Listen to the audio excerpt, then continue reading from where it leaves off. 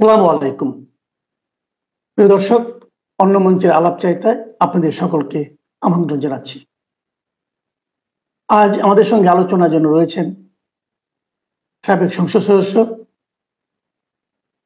জনাব মেজর অবসরপ্রাপ্ত আখতারুজ্জামান। জনাব মেজর আখতারুজ্জামান, আপনাকে একটা বিষয় নিয়ে শুরুতে আজকে আমার মনটা একটু খারাপ। খারাপের কারণে আমাদেরই একজন আপনার অগ্রজ সহকর্মী বিভুরঞ্জন সরকার, আপনি জানেন যে হঠাৎ করে উধাও হয়ে গিয়েছিলেন এবং তারপর ওনার লাশ পাওয়া গেছে মেঘনার পানিতে। ধারণা করা হচ্ছে আত্মহত্যা অথবা অন্য কিছু। কিন্তু এর চেয়েও বড় কথা হলো, উনি যাওয়ার আগে একটা খোলা চিঠি লিখে গিয়েছেন, যেটা নাকি একটা মিডিয়াতে প্রচারিত হয়েছে। সেখানে উনি অনেক কথা বলেছেন। সেগুলির মধ্যে কয়েকটা বিষয় খুবই আমার কাছে মনে হয়েছে খুব গুরুত্বপূর্ণ। যে আমাদের মিডিয়াটা কত অনিশ্চিত একটা পেশা। তারপরে সেখানে এটাও প্রকাশিত হয়েছে যে সরকার পরিবর্তনের পর যে প্রত্যাশাটা মানুষের ছিল যে গণমাধ্যমের উপর তারা হস্তক্ষেপ করবে না, সেটাও উনি ফিল করেছেন যে এটা আগের চেয়েও বেশি হয়েছে। তো এই বিষয়গুলো নিয়ে আমি আমি একটু মেন্টালি একটু আপসেট। আর আমার ধারণা যে সে বিষয়টা আপনিও বোধহয় আপনার নজরে এসেছে। এটা নিয়ে আপনার একটা প্রাথমিক অবজারভেশন অথবা মন্তব্য একটু শুনতে চাই আগে। ধন্যবাদ কমল ভাই, এত গভীর রাত্রে আপনি আমাকে স্মরণ করেছেন এই একটি চলতি বিষয় নিয়ে কথা বলার জন্য। এই জন্য প্রথমে আপনার যা সালাম জানাই, আসসালাম আলাইকুম। সঙ্গে সঙ্গে আপনার অগণিত দর্শক শ্রোতাদেরকেও জানাই আমার সালাম, আসসালাম আলাইকুম। যে যেখানে আছেন ভালো থাকবেন, সুন্দর থাকবেন, নিরাপদ থাকার চেষ্টা করবেন। জানি না কতটা নিরাপদ থাকবেন। বিষয়টা খুবই দুর্ভাগ্যজনক, দুঃখজনক। বিভুরঞ্জন সাহেব বা সাংবাদিকতা বললে সকল পেশায় ঝুঁকিপূর্ণ। এমন কোনো পেশা নাই যেখানে ঝুঁকি নাই। মানুষ কিছু করতে চাইলে, ভালো কিছু করতে চাইলে সেখানে ঝুঁকি তো নিতেই হয়। সেখানে শারীরিক বলেন, মানসিক বলেন, পারিপার্শ্বিকতাও ঝুঁকি নিতে হয়। তার মধ্যে আপনারা কিছু সাংবাদিকরা আছেন যারা ঝুঁকি নিয়ে চলছেন, জীবনের ঝুঁকি নিয়ে, জীবনের বেঁচে থাকার ঝুঁকি নিয়ে। কেউ হয়তো আত্মহত্যা করেছে, কেউ হয়তো আত্মহত্যা না করে নীরবে মারা যাচ্ছে। কিন্তু মানুষকে ঝুঁকি নিয়ে চলতে হয়। তো আমার কাছে যেটা খারাপ লেগেছে, আমি ওই নোটটা আজকে দেখার সৌভাগ্য আমার হয়েছে। পত্রপত্রিকা অনলাইনে বিভিন্ন জায়গায় চলে আসছে উনি যে নোটটা দিয়েছেন। সেখানে যে কথাটা আপনি বলেছেন যে আজকের মাধ্যমে এখন মিডিয়া যেটা ফ্রি হওয়ার কথা ছিল, সেটা উনি ফিল করে গেছেন লাস্ট মুহূর্ত পর্যন্ত, যেটা হয় নাই। তো হয় নাই বললেন, তার দায় দায়িত্ব তো কাউকে নিতে হবে। তাহলে এই বক্তব্যটা তো যদি ওনাকে বলতে হবে। আপনি জানেন যে সন্তান যদি মা বাবার বকাবাজিতে যদি আত্মহত্যা করে, সেখানে কিন্তু সমাজ সমাজ বাবা মাকে দায়ী করে। এমনকি স্কুলেও যদি স্কুলের টিচার যদি কোনো ছেলে মেয়েকে যদি শাসন করতে গিয়ে তার তার মূল্যবোধে আঘাত করে, তাহলে সেখানে যদি সে আত্মহত্যা করে, তার দায় দায়িত্ব কিন্তু শিক্ষক বা শিক্ষা প্রতিষ্ঠানের উপর বর্তায়। চাকরি জীবনেও বা কেউ যদি ঋণের দায়েও যদি কেউ আত্মহত্যা করে, তাহলে কিন্তু ওই ব্যাংকগুলোকে এর জবাব দিয়ে আওতায় আনা হয়। আমি সংক্ষেপে এটি বলবো, প্রথমে বিভুরঞ্জন সাহেবের এই আত্মহত্যাকে আমাদের ইসলামীতে আবার আমরা ইন্নালিল্লাহ পড়তে পারি না। কারণ এটা বলা হয়েছে যে মৃত্যুটা স্বাভাবিক না, সেই মৃত্যুটাকে আমরা আল্লাহর কাছে সোপর্দ করতে পারি না। তারপরে আমি ব্যক্তিগতভাবে শোক প্রকাশ করছি, ওনার পরিবারের প্রতি সান্ত্বনা জানাচ্ছি। তারপরে আমি একটা জোর দাবি জানাবো, তিনটা জিনিস জোর দাবি। একটা জিনিস হলো, উনি যেহেতু আত্মহত্যার নোট দিয়ে গেছেন এবং সেই নোটের যে প্রতিটি কথা, এই কথাগুলার আমি প্রমাণ চাইবো। আজকের যে পত্রিকা যে চাকরি করতেন, যে সম্পাদক ওনাকে ভৎসনা করেছেন একটি লেখার ছাপানোর জন্য, ওনাকে চাপ সৃষ্টি করেছে, মানসিক চাপ সৃষ্টি করেছেন, সেটা সঠিক কি না সেটা একটা সুষ্ঠু তদন্ত আমি দাবি করব। যদি সঠিক হয়, তাহলে কেন তিনি সে মানসিক চাপ সৃষ্টি করলেন, তার জন্য কেন ওনার পরিবারকে যথেষ্ট পরিমাণ ক্ষতিপূরণ দেওয়া হবে না, এইটা আমি জোর দাবি জানাবো। আশা করি আপনাদের সাংবাদিকদের কাছ থেকেও আমি এটার সমর্থন পাবো।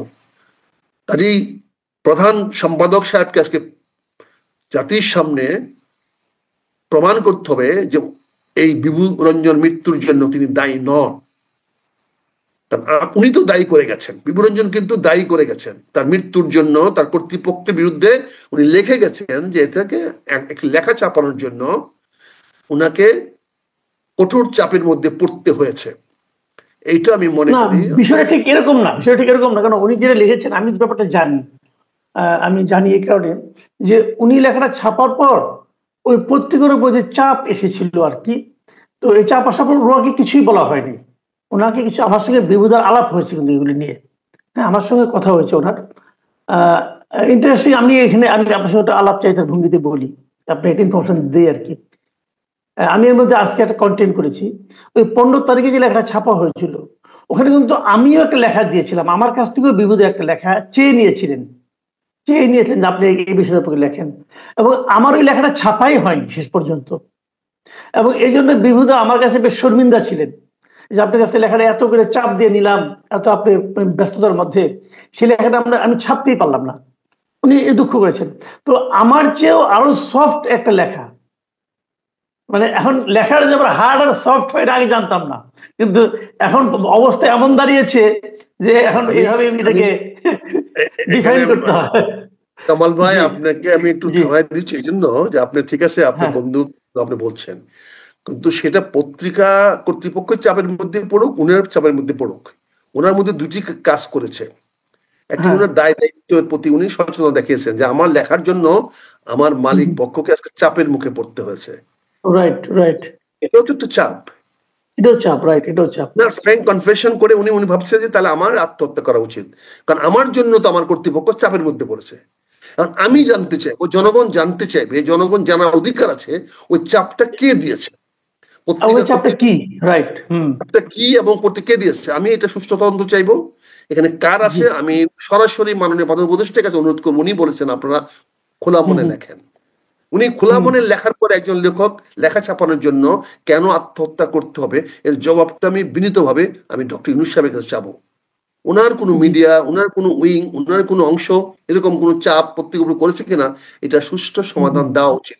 এটা ডক্টর ইউনূস সাহেবের নিজের অবস্থানকে পরিষ্কার করার জন্য দেওয়া উচিত। কারণ উনি কিন্তু আমাদেরকে অভয় দিয়েছেন আপনার মন খুলে লেখেন। যদি মনে করেন আপনার প্রথম দিনের ওনার বক্তব্য, উনি কিন্তু বলছেন জি, আপনার, একদম মনে আছে, রাইট উনি পরিষ্কার বলছেন রাইট, আপনার মন খুলে লেখেন। কাজে এই যে মন খোলা লেখার দূরে কথা, লেখা ছাপাতে গিয়ে আজকে একজন সাংবাদিককে আত্মহত্যা করতে হবে, এটার দায়ভার কিন্তু মাননীয় প্রধান উপদেষ্টার কাছে ডাইরেক্টলি হোক ইনডাইরেক্টলি বর্তায়। আমি অনুরোধ করবো, বিনীতভাবে কামনা করব, জাতির কাছে অনুরোধ করব যে আসলে এই ধরনের কোন চাপ আছে কিনা বিভিন্ন পত্র পত্রিকায় সেটা পরিষ্কার করা উচিত। এবং জি, সেই সঙ্গে আমি বিবরঞ্জনের জন্য, তার পরিবারের জন্য একটি মানে ভালো একটা আর্থিক সহযোগিতা, যাতে পরিবারগুলো বেঁচে থাকতে পারে, ভালোভাবে থাকতে পারে। যে আফসোস নিয়ে, আক্রোশ নিয়ে, আক্ষেপ নিয়ে উনি গেছেন, সৎ থেকে যে কষ্ট পেয়েছেন, সেই সততার কষ্টটা যেন তার পরিবার লাঘব করতে পারে, সে পরিবার যেন বুঝতে পারে বাবা সৎ ছিল বলে আজকে আমাদের প্রজন্ম ভালো আছি। আমি এখন একটা অন্য প্রসঙ্গে আসছি। এটা তো একটা সাংবাদিকতার উপর দায় গেল, একটা চাপ গেল। আপনি নিজে একজন বীর মুক্তিযোদ্ধা, আপনি মুক্তিযুদ্ধের সঙ্গে আপনি সরাসরি জড়িত ছিলেন, অনেক কিছুই দেখেন। আপনি কি আজকে দেখলাম যে আজকে দুদিন আগে দেখলাম মির্জা ফখরুল ইসলাম আলমগীর বলছেন যে মুক্তিযুদ্ধের ইতিহাসটাকে যেন মানে আপনার চেঞ্জ করার একটা প্রবণতা ওনার চোখে পড়েছে। এর মধ্যে আবার দেখলাম একজন মানে 90 ঊর্ধ্ব বয়সের একজন বুদ্ধিজীবী মিস্টার বদরুদ্দিন অমর, উনি দাবি করেছেন যে মুক্তিযুদ্ধের যে সম্বন্ধে যা বলা হয়ে থাকে তার নাকি 90%ই মিথ্যা। তো এখন একজন মুক্তিযোদ্ধা হিসাবে আপনার কি এই ধরনের কোনো, আপনি কোনো চাপ অনুভব করছেন কিনা, ফিল করছেন কিনা, আসলে কি তাই হচ্ছে, সমাজে কি তাই ঘটছে যে মুক্তিযুদ্ধের ইতিহাসটাকে চেঞ্জ করার, অথবা মুক্তিযুদ্ধ আদৌ হয় নাই? এর মধ্যে আবার আরেকজন বললেন মুক্তিযুদ্ধে নাকি মাত্র 2000 লোক মারা গেছে, এবং উনি আরো বললেন যে মাত্র নাকি ইন্ডিয়াতে মাত্র শরণার্থী নাকি গিয়েছিল 90,000। এই যে বিভিন্ন বয়ান এখন আসছে, একজন মুক্তিযোদ্ধা হিসেবে আপনার কাছে কি মনে হয় যে আসলে কি যুদ্ধটা এভাবে হয়েছিল? আমাকে যদি ব্যক্তিগতভাবে প্রশ্ন করেন আমাকে, আমি বলবো এই বিষয়ে আমাদের কথা বলা অপ্রাসঙ্গিক। কারণ মুক্তিযুদ্ধ হয়েছে কি হয়েছে না তার প্রোডাক্ট তো বাংলাদেশ, তার প্রোডাক্টও আমি বাঙালি বা বাংলাদেশি, তার প্রোডাক্টও আমার সেপারেট পাসপোর্ট, আমার সেপারেট নাগরিকত্ব। কাজে এটা কিভাবে হয়েছে, কতটুকু মূল্যে হয়েছে, সেটা নিয়ে তো অনেকের প্রশ্ন থাকতেই পারে। আর যারা মুক্তিযুদ্ধের বিপক্ষের পক্ষ, যারা যারা এটাকে অস্বীকার করেছে তারা তো বলতে পারে। আর আমাদের যুদ্ধটা তো বদরুদ্দিন উমরের বিরুদ্ধে ছিল না, আমাদের যুদ্ধটা তো জামাত ইসলামের বিরুদ্ধে ছিল না, আমাদের যুদ্ধটা তো মুসলিম লীগের বিরুদ্ধে ছিল না, যুদ্ধটা ছিল পাকিস্তানের বিরুদ্ধে, পাকিস্তানেরও সারা জনগণের বিরুদ্ধে না, সারা পাকিস্তান মাসের উদ্দেশ্যে না, সেটা ছিল ইয়াহিয়া এবং তার জেনারেলদের বিরুদ্ধে, যে জেনারেলরা বাংলাদেশে আমাদের উপরে একটা যুদ্ধ চাপিয়ে দিয়েছিল। সে জবাবটা তারা দিক। বদরুদ্দিন উমর সাহেব যদি তাদের পক্ষে লোক হয়ে থাকে, একসময় আমরা দেখেছি অনেকে মুক্তিযোদ্ধাকে ব্যবসায়িক পণ্য হিসেবে ব্যবহার করেছেন। গত সরকার মুক্তিযোদ্ধাকে এত বেশি মুক্তিযুদ্ধ করে এটাকে বাজারে এত সস্তা করে দিয়েছেন, যার ফলে আজকে আবার হয়েছে। তা আমি মনে করি মুক্তিযুদ্ধ নিয়ে আমাদের আলোচনা করার দরকার নাই, আমাদের কাউকে মুক্তিযুদ্ধ চিহ্নিত করার দরকার নাই, আমাদেরকে পুরস্কার দেওয়ার দরকার নাই, দেওয়া দরকার নেই। আমরা পুরস্কার পেয়ে গেছি যখন বাংলাদেশ নামক রাষ্ট্রের জন্ম হয়েছে, যখন আমরা নিজেরা শাসন করার মতো অধিকার পেয়েছি। আজকে তো আমরা আমাদের দেশ শাসন করছি, সেটা আওয়ামী লীগ হোক, বিএনপি হোক, জামাত হোক, জাতীয় পার্টি হোক, নতুন দল এনসিপি হোক, তারা তো ভারতের কোনো মহকুমকে, ভারতের কোনো উপজেলাকে, থানাকে বা কোনো পরগনাকে শাসন করতে পারবে না। তাদের শাসন করতে বাংলাদেশকে, তারা পাকিস্তানের কোনো অংশকে শাসন করতে পারবে না, তারা শাসন করতে বাংলাদেশকেই। কাজে বাংলাদেশে তো মুক্তিযুদ্ধ মানে বাংলাদেশ, এটা কে স্বীকার করলো, কেউ স্বীকার করলো, এটা কিছু আসে যায় না। এখন শেষ প্রশ্নটা হচ্ছে যে নির্বাচন নিয়ে কিন্তু মানুষের মধ্যে একটা শঙ্কা কাজ করছে, এক ধরনের অবিশ্বাস কাজ করছে। অনেকেই বলতে শুনছি যে উনি বলেছেন যে নির্বাচন ফেব্রুয়ারিতে হবে, কিন্তু অনেকে বলছেন নির্বাচন কি আসলেই হবে? এটা নিয়ে কিন্তু নানা ধরনের একটা মানুষের মধ্যে অনাস্থা কাজ করছে। তো আপনি এর মধ্যে দেখলাম যে আপনার জামাতে ইসলাম, এনসিপি, ইসলামী আন্দোলন এরাও কিছু কিছু দাবি তুলছে, এবং ওই দাবিগুলিও নির্বাচন দ্রুত হওয়ার ক্ষেত্রে এক ধরনের প্রতিবন্ধকতা তৈরি করতে পারে বলে অনেকে মনে করছে। আপনার কি মনে হয় নির্বাচন কি যথাসময় মানে ফেব্রুয়ারিতে হবে নাকি ডিলে হতে পারে? ধন্যবাদ, সুন্দর এবং খুবই প্রাসঙ্গিক প্রশ্ন, এটা সবার মনে আজকে দোল খাচ্ছে।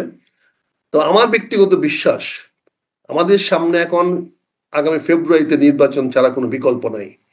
বাংলাদেশের কোনো জনপ্রিয় বা কোনো জনগণ বা দেশপ্রেমী কোনো রাজনৈতিক দলের সামনে এখন নির্বাচন করা ছাড়া কোনো বিকল্প নাই।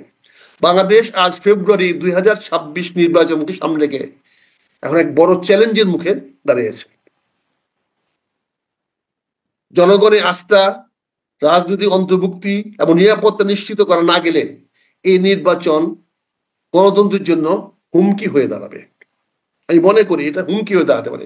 তাই আমাদের সামনে প্রথম প্রশ্ন, কিভাবে আমরা একটি অন্তর্ভুক্তিমূলক, সহিংসতা মুক্ত, বিশ্বাসযোগ্য নির্বাচন করতে পারবো? তিনটি বিষয়ে আমি জোর দিয়েছি। একটি হলো অন্তর্ভুক্তিমূলক, আরেকটি সহিংসতা মুক্ত এবং আরেকটি বিশ্বাসযোগ্য নির্বাচন।